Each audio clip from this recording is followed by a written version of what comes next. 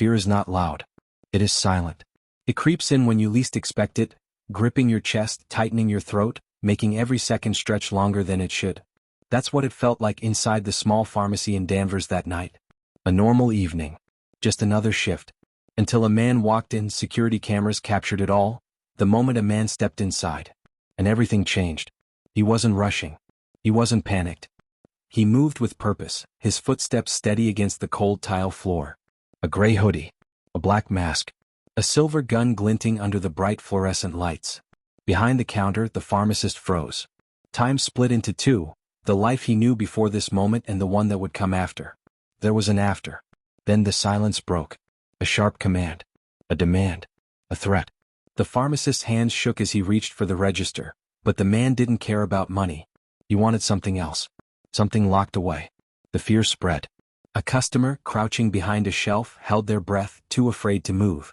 A mother in the next aisle, gripping her child's hand so tightly it left marks. The gunman's voice cut through the air again, louder this time. Impatient. The tension thickened. Then a mistake. A small, innocent mistake. A bottle slipped. Hit the floor. The sound shattered the moment like glass. The gunman turned sharply. His grip tightened. And in that instant, everyone in that pharmacy knew, this wasn't just a robbery anymore. It was something much, much worse. Welcome to True Crime Stories videos. I welcome you, my viewers, and most especially my subscribers, for your support as we keep improving and bringing you daily told and untold true crime stories. Please don't forget to subscribe to this channel. He walked in like he had done it 100 times before. Not too fast. Not too slow. Just another person stepping into a small-town pharmacy on a quiet evening. But something was off. The security cameras caught everything, frame by frame. A gray hood pulled low over his face. A black mask covering his mouth. A dark jacket, loose but not too baggy. Khaki pants. Gloves. And a black hat tucked just under the hood. It was smart. Everything about him was planned. No fingerprints. No clear facial features. No way to tell who he was. But there was one thing the cameras did catch.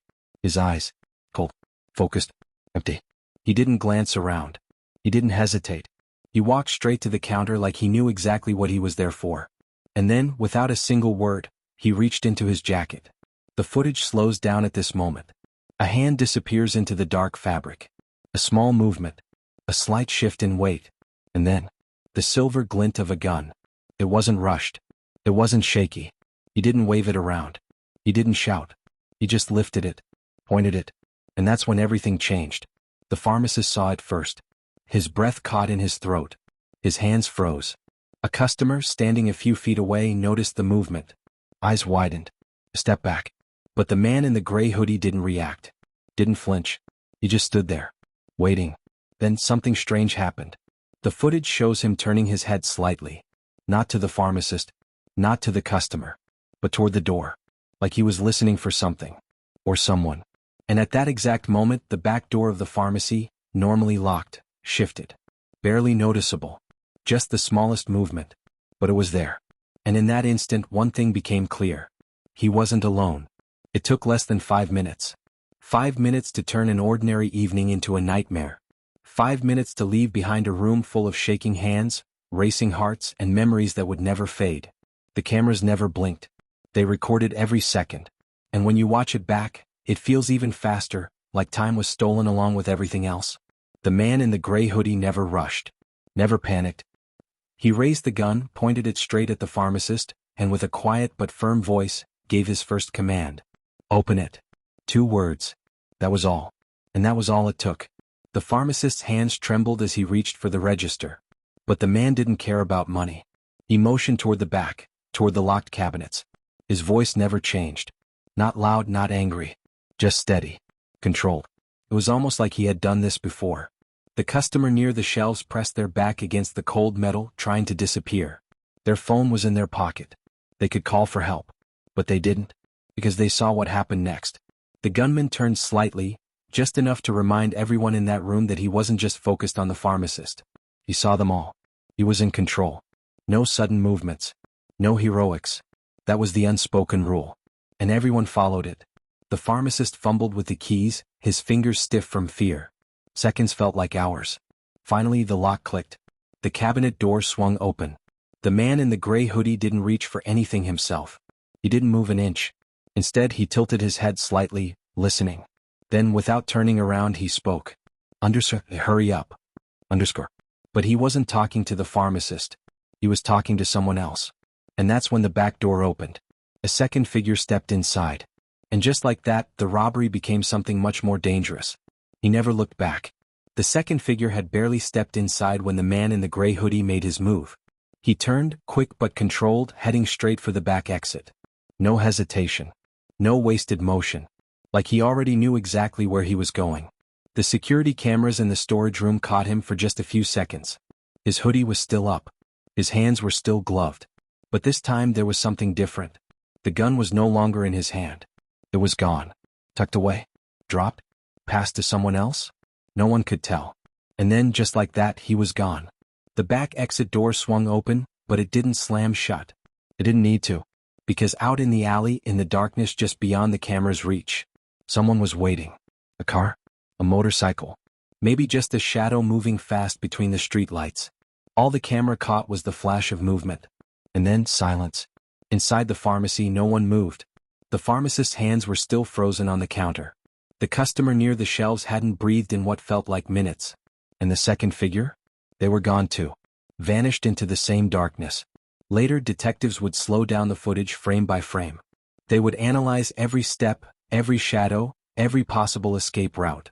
But the truth was, this wasn't just a random crime. It was planned, practiced, executed without a single mistake. And whoever was behind it, they weren't done yet. By the time the flashing lights filled the street, the damage had already been done. Danvers police arrived first. Officers stepped inside, scanning the room, hands on their holsters, eyes on every corner. But there was no suspect to chase. No struggle to break up. Just a pharmacy frozen in fear.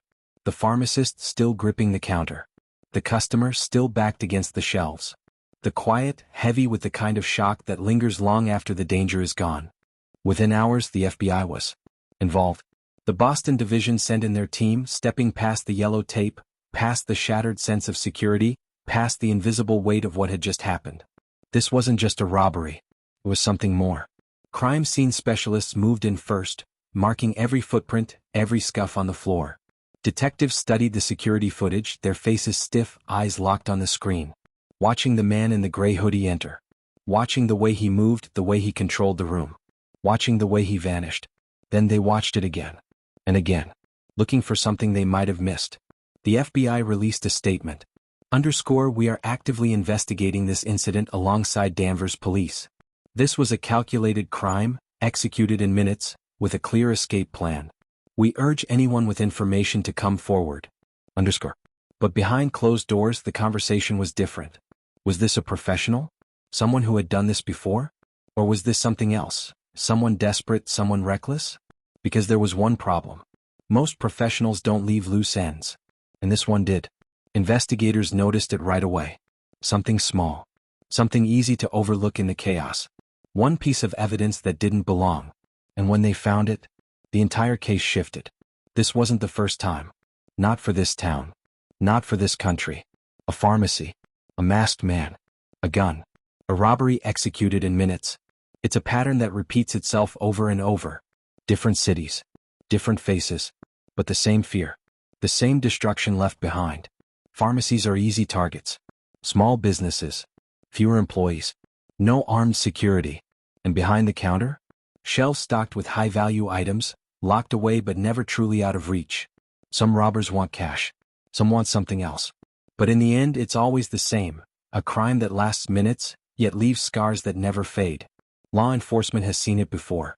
Similar cases. Similar tactics. Some robbers come in loud, screaming, threatening, forcing their way behind the counter. Others, like the man in the gray hoodie, come in quiet. Calculated. But in both cases, there's always one thing: desperation. Investigators start digging. Looking at past cases, searching for patterns. And then, they find something. A robbery 2 towns over. A small pharmacy. A masked suspect. A gun. And one chilling detail. The escape route. The alley behind the store. The vehicle waiting just out of sight. The way the suspect vanished like he was never there. It was almost identical. Almost. But there was one key difference. In that case, the suspect never made it out of town. Detectives take another look at the Danvers case. Another look at the security footage. Another look at that one piece of evidence left behind. And suddenly, everything starts to make sense. Because this wasn't random. This pharmacy wasn't just a target. It was chosen. Sometimes the biggest clues aren't buried deep. They're right in front of you. Hidden in plain sight. Detectives went back to the footage. Not just watching it but studying it. Every step. Every glance. Every second that passed between the moment the man in the gray hoodie walked in and the moment he vanished. They weren't just looking at him. They were looking for what he left behind. The back door. He pushed through it fast, but his hand, just for a moment, landed flat against the metal. A smudge. A print? Maybe. Crime scene techs moved in, dusting the surface. Slowly. Carefully. And then, they found it. A partial fingerprint. Not much.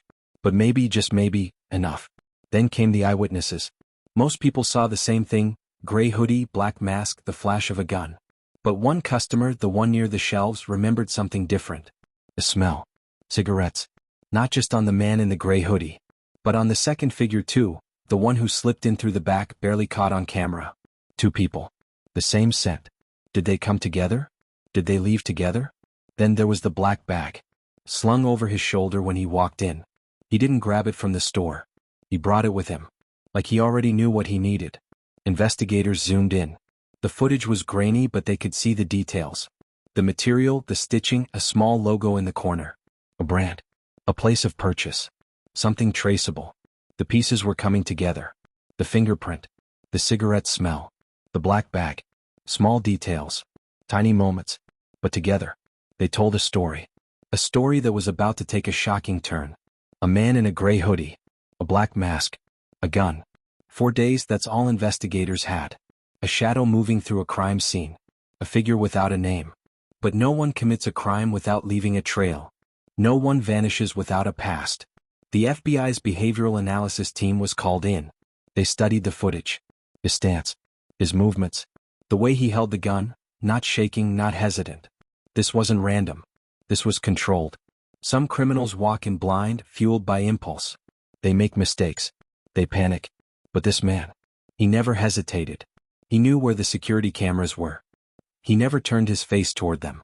He knew which counter to approach. He never wasted time. And when he left, he didn't run. Because he knew there was no one coming for him. That raised a chilling question. Was this an inside job? Did someone tip him off? Or was he just that careful? Investigators checked local crime records, searching for a match. Known robbers. Repeat offenders. Anyone who had been in and out of the system. And then, one file stood out. A man with a record. A past robbery. Similar method. Similar timing. But there was a problem. He was in prison. Locked away during the crime. Or at least, that's what they thought. A closer look at the records. The man had a visitor just weeks before the Danvers robbery. A visitor who matched the general height and build of the suspect. Someone who walked into the prison under one name. And might have walked out under another. The evidence was stacking up. The fingerprint. The black bag. The cigarette scent.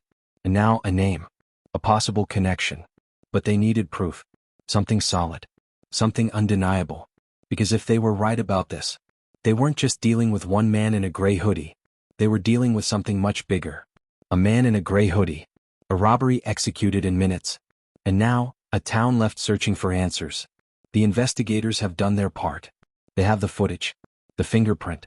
The suspect's possible connection to another criminal. But there's one thing they don't have. A name. A face. And that's where the public comes in. Danvers is a small town. People notice things. People remember.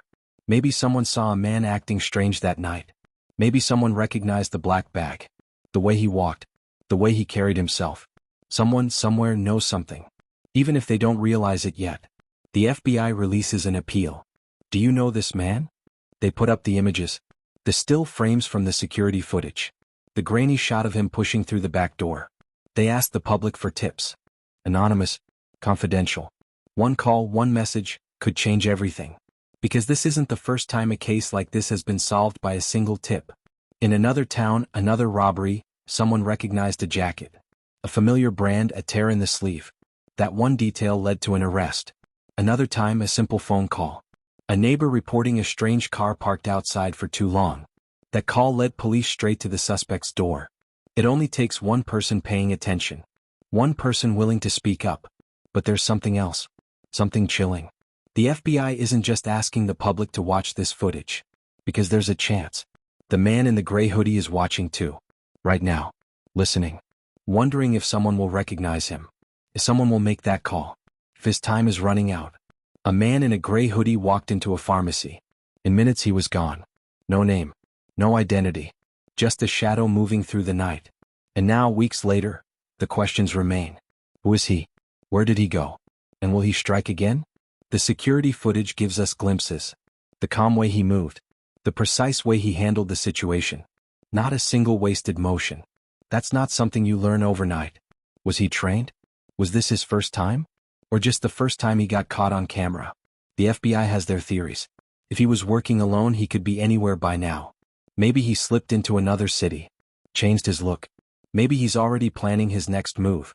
But if he had help, if someone was waiting outside in a car, if someone gave him inside information, that means he's not alone. And that means this might not be over. People in Danvers still lock their doors a little earlier now. They still glance over their shoulders at night. Because the scariest part of this case isn't what we know. It's what we don't. Is he still here? Watching? Waiting?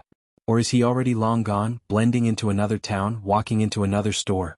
Getting ready to do it all over again? The authorities are still asking for help. They still need answers. One tip, one person recognizing him, could change everything. And if he isn't caught, the next robbery could be worse.